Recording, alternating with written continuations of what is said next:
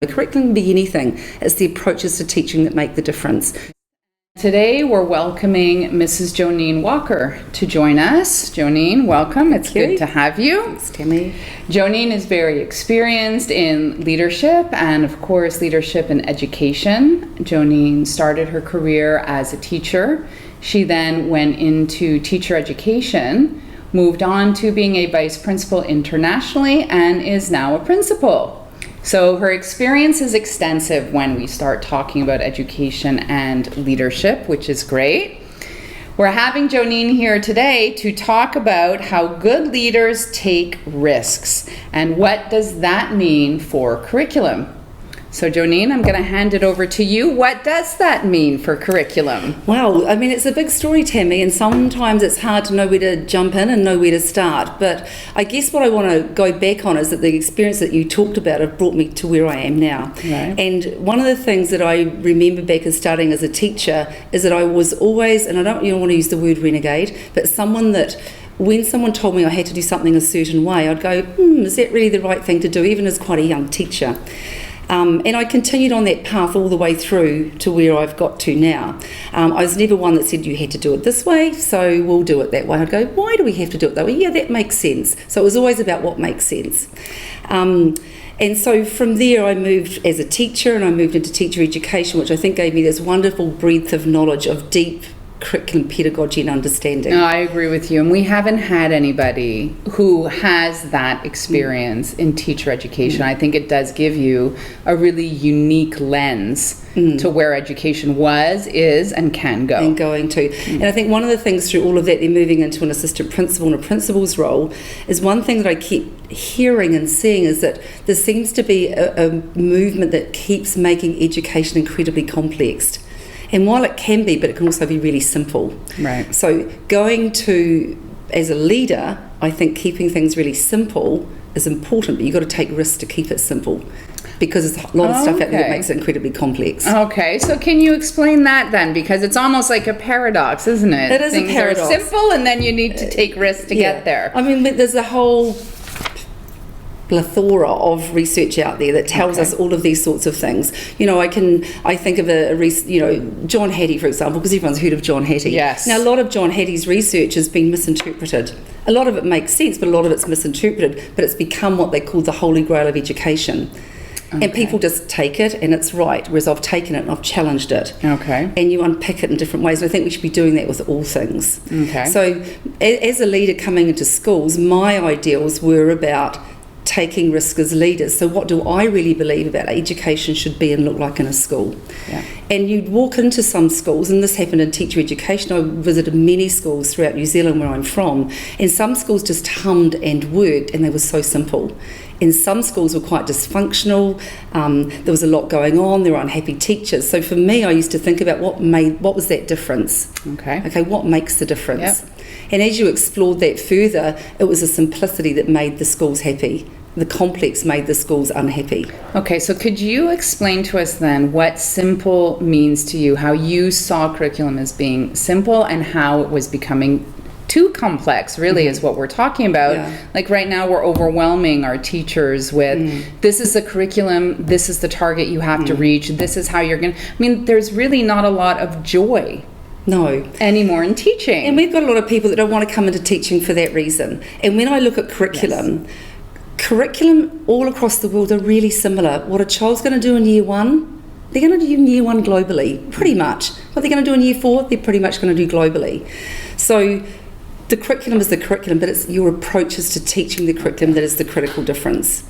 And the schools that I see being complex are schools that will put in another program and put in another program and put in another program. Now, these programs, I believe, are resources. These shouldn't be programs, and they stop teachers thinking. Oh, that's an interesting way to put it. So instead of continually coming up with new programs for schools to buy, because really it is, I mean, we've said it here before, education is business. Yeah. It's really about resources, allowing teachers to see the different types of resources that work for them in their classroom. Am I understanding correctly? So when we go back to curriculum, we look at a curriculum. And so what happens is that you unpick that thing. So how can I make this work for children? I need thinking children from my curriculum, and I need thinking teachers to do it. So to create those thinking teachers, I need them to think, and I need to be a leader that helps them think, that helps grow them. Okay, and by simply giving teachers a program, for example, is not going to grow them. I use a phrase, and I use this when I was at the college as well. I used to have students that would come to me and say, just tell me how to do it. I want to know how to do it. Where's the book that tells me? I go, I'm really, and this is no disrespect for people that work in supermarkets, but that's called supermarket teaching. You put the barcode across and you do it. You put the barcode across and you do it. There's very little room for differentiation, because today we're on page 3 and tomorrow you're on page 4, and I'm not sure how you differentiate that. Right. But what we do need for our teachers with a curriculum is understanding best teaching and learning practices. So dig deep. What is it about? And when we look at professional development for teachers, as good leaders should do, they should bring in the depth of pedagogical understanding to schools to grow teachers, not another program, because that's not going to grow teachers. But doesn't it put the schools back because you get comfortable with one program? And I guess that's another fear. Are we becoming dependent on programs instead of teaching? Well, I think it depends on the schools, and when you look across globally in different places, I came out of New Zealand, and we had a very inquiry model to teaching and learning. Okay. We had very few programs, and the few programs that were there at the time, when I left 9 years ago, were often programs that had been developed for children that had, or people who developed for children that had some high needs. Okay. So a small percentage, but was then blanketed for all. Now, for example, I'll use a Jolly Phonics program, for example. Most children do not need a Jolly Phonics program. Absolutely, they need phonics as part of a whole language program, but not a phonics program. But what we need teachers to understand is the underlying importance of phonics, the learning process of phonics, but not a program, because then they start thinking the program, they don't really think and understand phonics. And that's what I'm trying to talk about in curriculum. So when we go back to curriculum, we have to cover these things in our curriculum. Now, whether it's, as I said, in New Zealand, it was a very inquiry approach. I moved into a school that had an IB approach. Now, the difference between IB and inquiry was simply a language. Yes. It wasn't so much the approach that was different. So the approach was very easy for me to come into. I've now moved to a school that's Cambridge. Once again, it's quite a language-based thing, but it's very, very open. Okay? And now, within those schools are allowed to buy in programs and do whatever they like to do. So, and there's good points about all, but it's about keeping things simple. Now, when I see teachers overwhelmed with having to do certain things in certain ways, yes, and I think that's the discussion, and we've had this before. We are overwhelming our teachers, but it's more than overwhelming that we're not giving them an option to understand the way we expect our students to understand. And then we're not, something when we first started talking about it, I thought, well, I'm going to research a little bit into the topic. And I researched that by 2035, 800 or 600 million jobs will be taken over by artificial intelligence. Yeah, it's scary. So what curriculum are we bringing in that's going to move our students forward? It leads me to, I've been to several conferences, I've been to a lot of people, hearing really engaging people, people that are enthusiastic, that do have a big vision for the future. And I'm there with many other leaders, and the message is always we have to change the way we teach. And so going, when I think about the school that I came into when I first came here, we had permission to make those changes. And so we brought, for professional development, we brought in people who had deep knowledge of teaching and learning. Interesting. Okay, and those people came in, they worked with teachers, they grew teachers. We had some strong teachers already within the school. They became our champions. They helped us to make it grow. But you have to trust those teachers and let them go with it. And they're going to make mistakes. And it's okay when teachers make mistakes. We're only human. Oh, see, that's a really interesting model to think about too. So you can kind of decide who your closest circle is going to be. Those are your champions, so you're growing leaders as well. But like you said, when you get stuck in the framework of curriculum, nobody's really having a chance at leadership either, or showing their understanding. Am I getting that right? Well, I think a curriculum can become a tick box. Okay. As can teacher appraisal become a tick box. It's not rich. It's not moving people forward. Right.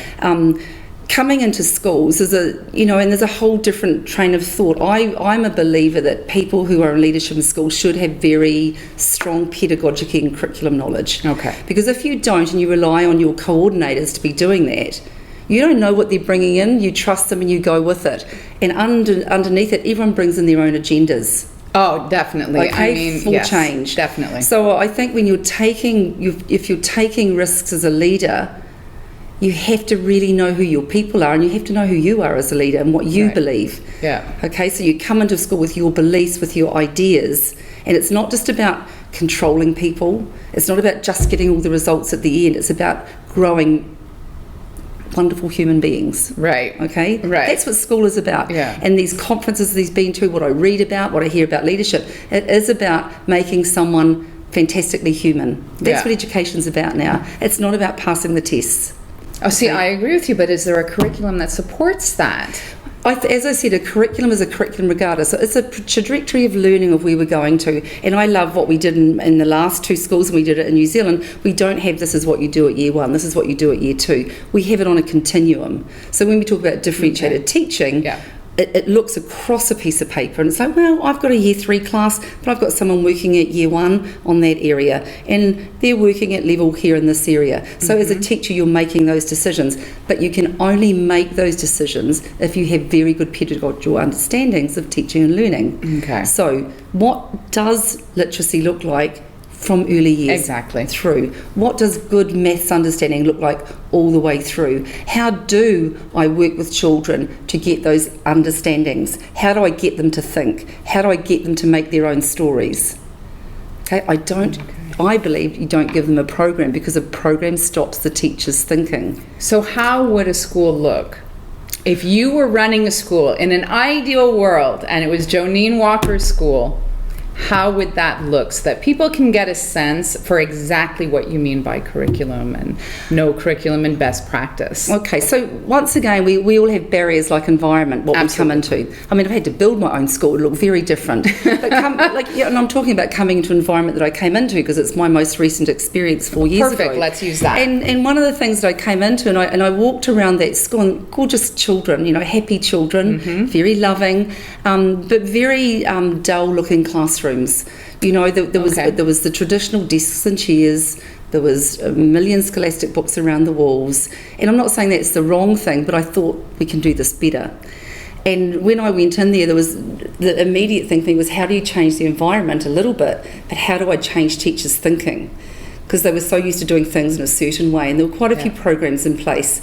And I remember talking with a couple of people about my vision and my ideas. And I think the first probably 2 things I said to teachers were, does every child need a desk and a chair? Okay. And that prompted quite a lot of thinking and a lot of talk and a bit of scariness. And the next thing, does a teacher need a desk? And that prompted a lot of things. Yeah, I bet. And I talked about my experience in that, and my experience teaching, where I went into a small classroom in 1993, whenever it was. I had no room, it was tiny, and I had 28 children. Thought the biggest waste of space was my desk and chair. I got rid of it. I had a chair and a little trolley of goodies that came with me. And that's what I used. And just because I did it, I don't expect everyone else would do that. Right. But ask yourself the questions. So when I talk about creating thinking teachers, I want them to think about it. If they can justify it and there's good reason, do it. But if actually when you dig down and there isn't a reason, don't do it. So we moved to this model, and I had maybe 4 or 5 teachers in the school thinking, I want to try this. I said, right guys, let's do it. That's we couldn't buy exciting. new furniture, but we chopped legs off tables. We made them shorter. We got cushions. We made different learning spaces for children. We stopped the rigidity of having to have teaching points on the blackboard for everything that you were learning. It was when I went into this particular school, we talked about reading, and they were following a program for reading, and there's some absolutely really good things within that program that are useful, as I said, a resource.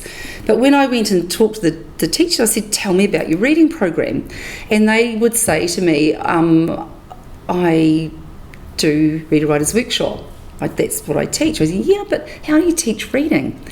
And they'd, no, well, I listen to the children just read every day, but how do you teach reading strategy. Interesting. And there was sort of this blank, and it made me think, okay, so this is what I'm going back to with curriculum about deep pedagogical understanding. Yes. And all schools need to take teachers to those levels.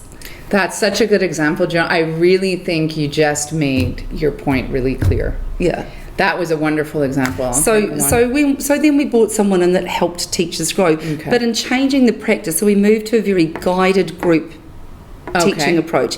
Initially it was just in reading, but this is what I mean about taking risks, because the environments didn't really encourage that sort of approach in teaching. Yeah. So when we brought that in, teachers got very enthusiastic about it. So you take a reading group, but what it meant was, what do you do with the other children? Yes.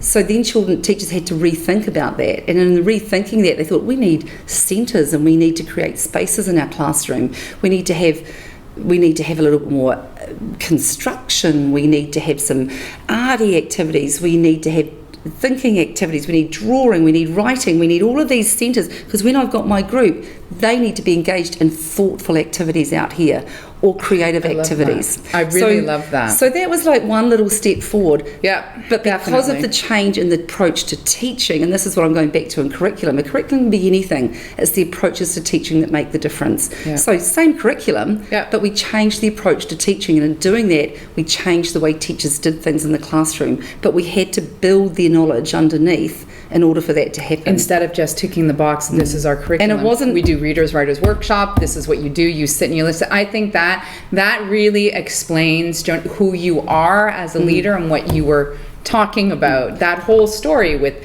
cutting the legs of your tables and thinking about it shows such depth of understanding that your teachers took on afterwards. You're right. It's not about the curriculum. It's how you teach it. And I think the other thing is that the teachers are so brave. I get it. Because it's uncomfortable. Change is uncomfortable. Oh, it's nobody very likes uncomfortable, and that's what I mean. Good leaders will take those risks. If you keep doing what we're doing, we're going to keep doing what we've always done. And we're being told by everyone in the world what we're currently doing needs to be better. Right, and then no one's doing anything. And no one's doing it. So, dare I say it, I've been, I go back to conferences. I remember one in 2000 I was at the university. I went to Auckland University, and there's a guy in New Zealand called Dr. Wellbeings. And he was the one person that probably made me... He reinforced my thinking and my belief about what I was doing was okay. He's written several books, and he's well known at home, maybe globally as well. But one of the things he said is that teachers conform and comply, and we need more viruses. And for the first time I thought, no, I'll be a nice virus. But I do like to challenge thought. Absolutely, and why shouldn't you? And I do want to grow teachers, and I get excited when I see teachers excited. And when you see teachers excited, their enthusiasm, excitement then captures out to 2 or 3 other teachers. And it catches up to the students. All of a sudden they're coming in and they're being taught the skills I believe we'll need moving forward. I mean, just the fact with the centers, you are still with the same curriculum, like you said, but now that they've thought, okay, I'm going to do this in groups, and you're teaching those kids to be independent, to be critical thinkers, and we're going to need that moving forward. Well, and I think there's a richness to the curriculum. Like children come to school and it's like, I'm not in a desk and a chair everywhere and I've got to do off the board. And every time I'm told before I learn something that's already written on the board what I'm learning. Like, okay, a teacher might know that in their head, and that's important. Right. Okay, but the thing is how that unfolds. Another example I had, I'm supporting someone through a PGCE at the moment. Oh, great. Yeah. And in early years. And so they're trying to keep it open, and I'm going in there, but it's very hard for people to let go. So you go in, it was around a math concept, but every table had the same maths concept on it. So my feedback to this teacher was, this time, have an idea, and it was about community and helpers. I said, do a story, read a book, have a discussion, but everything out there, you might have one structured thing, but everything's unstructured. But what was really exciting about it is that unstructured play and the conversations that were around it led back to this community helper thing. So she let children go and they brought it back. Some of them didn't, but it was so much rich discussion that was happening in that time. That happens in early years. We do not do it enough in our middle and upper years in schools. Oh, I agree with you. That's another discussion that we can now have. So how do you change? Curriculum becomes, it's been so deeply put into our minds that once a student hits middle school, they have to be so structured, which means following for teachers and for laymen too, we have to follow this curriculum exactly. Yeah. So what are your thoughts on that? Well, it's an interesting thought, and I think, I'm sure everyone agrees. And what happens is that we have this, we don't test at school, we assess. Right. Which is very different to testing. Yeah. We do not test. Yeah. Okay? We get to middle and high school, there's a lot more testing happens. Yes. But they're moving to more standards approaches and assessment. But we are working towards, and we still do, a system called university. And our universities, they are changing, but you have to get certain grades to get to the university. Yes. And then that's driven by parents because they want them to get there. So in some ways, we're really driven by what happens for universities and what they want and what parents think they want. So you're changing a generational mindset. Because everyone went to school, so everyone's an expert. It's a global movement. Yeah. It becomes a movement at that point, because I think you've really hit on something important. How we look at education, including higher education, and how they look at what does constitute a good student, impacts curriculum. It does. And I go back to a lot of things about teachers as well. Yep. I mean, one of the biggest things I think I bring to a school, and it is about taking risks as a leader as well, the risk is that I completely trust my teachers. Right. And I know that's true. That's quite difficult for a lot of people. It is. And I know, which is why curriculum's so handy, because you don't have to trust anybody. Yeah. You just have to give them a book and say follow it. A program means you're not really trusting your teachers. Yes. So it could be, look, this is a great program. Look through, pick the best bits out. Pick the best bits of everything and bring it together, and you will get the best approaches to teaching, and you will grow curriculum knowledge, but you won't from one resource. And I think it's a bit of a thing with international schools as well, because they do get people from all over the world, and I understand that challenge. So they think, if we just have this, then everyone's thinking the same. I dare leaders to be challenged by that and to work to ensure through their professional development that they get an understanding about curriculum and teaching and learning, rather than this is the book that tells us. And I think that's what's stopping us, and that's what keeps us living in a quite a traditional mindset of education. When I was going to school, there was no such thing as a social media manager, or all of these jobs that are existing today that didn't exist when I went to school. The same, except more. Yeah. Is going to be happening now. And if our students are going through schools that appreciate where they are and what they love, and a love of learning, aren't we eventually creating a global movement towards happy humans? Yeah. And I had someone from outside just come in really recently who has very little to do with education. Actually, he's a lawyer. And he was the chair of a board at a school at home, so a little bit, but not in teaching. Right. Never really involved. But he just walked in, and and it sort of made me think, and he just said, "It's a really happy school." And I thought, to me, that was everything. That was better than it's the most high achieving school, or the best results, or their work was beautiful. It's a happy school, and for me, it was a happy school. There were happy learners. There were happy children in the playground. They were happy children. Right. And I think that's the hard work of our teachers that have made that happen, through the hard work of us working together collaboratively, and keep going back. If we are a school, we're a living environment where learning happens, where we pick the best bits of everything to bring it together, we learn deep pedagogy, you are going to get magic happening, and that's what we need. You're not limiting them to we're an IB school, we're a Cambridge school, this is what you're teaching, and then, like you said, writing the learning outcome on the wall. Who is that benefiting? I want people to go away and rethink what they currently do. Okay? Don't what you get told or what a school tells you, don't take it as the given. Be bold. Be the virus. Brave, be the virus. And there are nice viruses. I keep telling myself.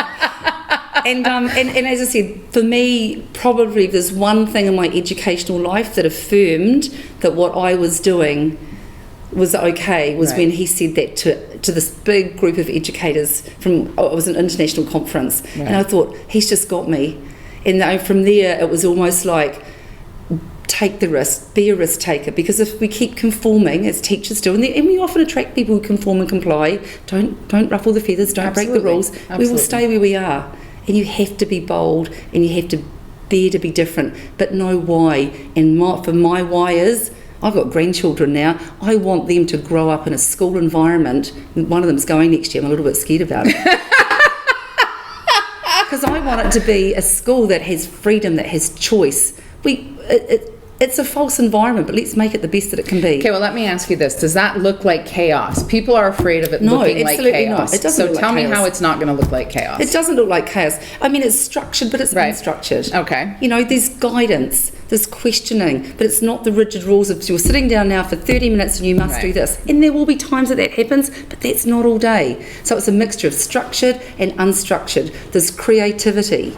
There's children's voice. Yes. Oh, that's a good point too. There's all that coming through. And we're seeing lots of that happening in schools, and people are trying, but we've got to be better. Yes. And we have to keep doing it. But I think it comes down to what you said. Leaders need to be willing to take that risk. And really, and this is something I wanted to ask you, is it more work then on the leader? Much as I hate to bring that up, it is the reality of what a lot of people are going to be thinking. Does that mean as a leader, I'm now taking on 3, 4, 5 hours a day more than I would normally, because instead of the teachers giving me a plan that I can just blankly sign off, I'm actually going to have to be walking around and seeing what's going on? Well, it depends on the leader.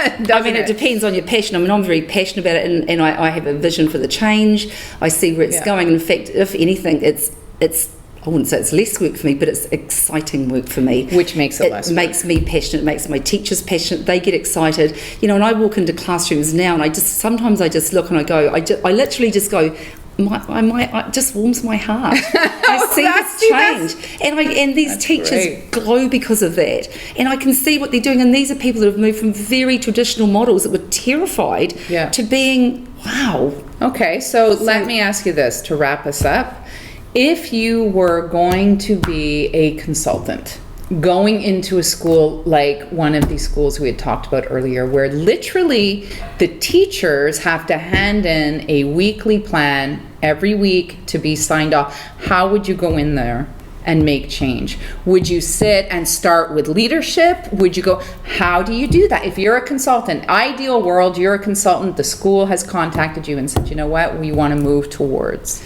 So if it was a leadership that brought us in, I think the first thing that I would want to do is talk to the teachers.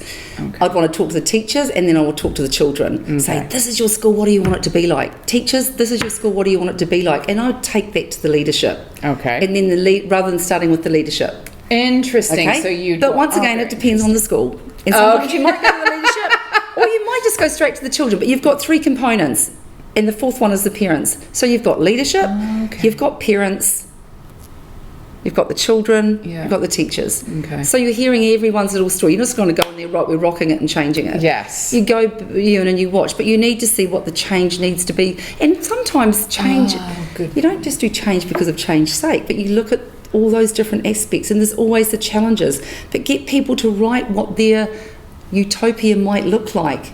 Okay, I don't know where that leads for different people. Governments have different rules in education, so that's another aspect you've got to be considerate of.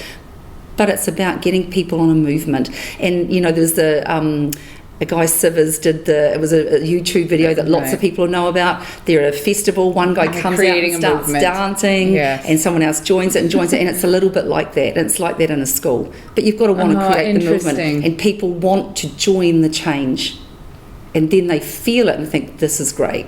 This is where I want to be. Yeah.